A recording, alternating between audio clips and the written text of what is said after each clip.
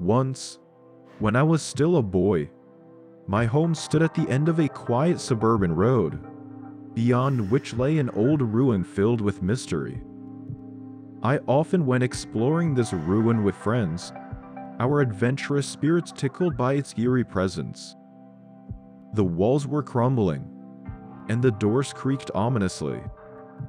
The ruin, with its many rooms and labyrinthine corridors, made it difficult to navigate without holding hands with a friend.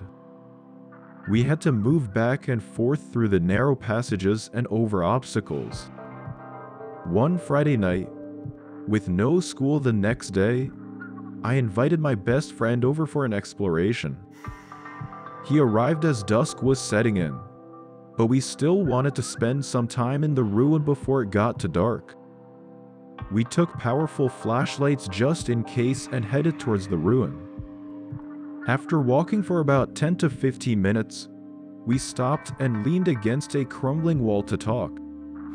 Sitting in the ruin and chatting about whatever came to mind was one of our favorite pastimes. I am not sure how long we were there, but we were so engrossed in our conversation that by the time I looked up, the ruin was almost completely enveloped in darkness. Initially, we weren't too worried. We knew our way around and planned to head back before it was pitch black. But as we turned on our flashlights and started walking, I must admit I was a bit scared. It was almost completely silent, except for our footsteps on the leaves, and we could only see a few feet ahead because of the dense ruin blocking our view. A couple of minutes into our walk, we suddenly stopped. We both heard the distinct sound of someone walking on the leaves just ahead of us.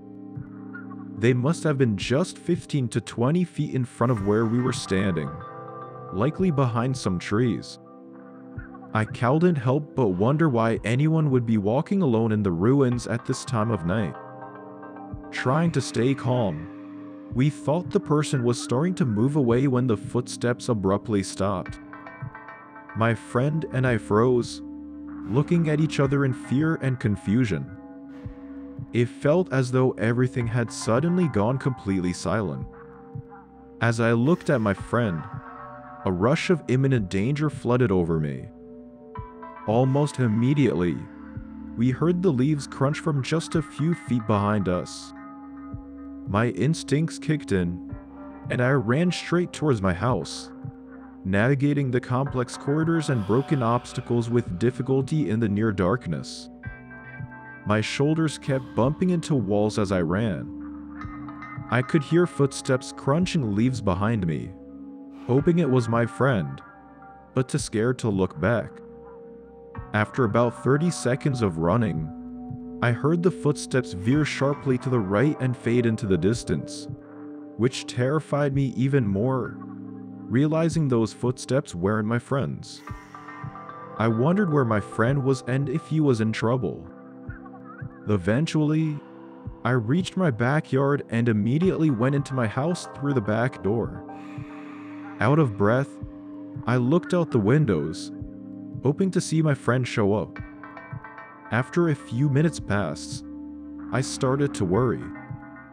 My parents came downstairs, asking if I was okay after seeing the panicked look on my face. As I was explaining everything, the doorbell rang. My dad cautiously opened the door, and my friend burst in, saying he had frozen in place after I ran. He heard two sets of footsteps following me, and after a few minutes, he also made a dash for my house. My parents called the police to report the incident, but nothing ever came of it.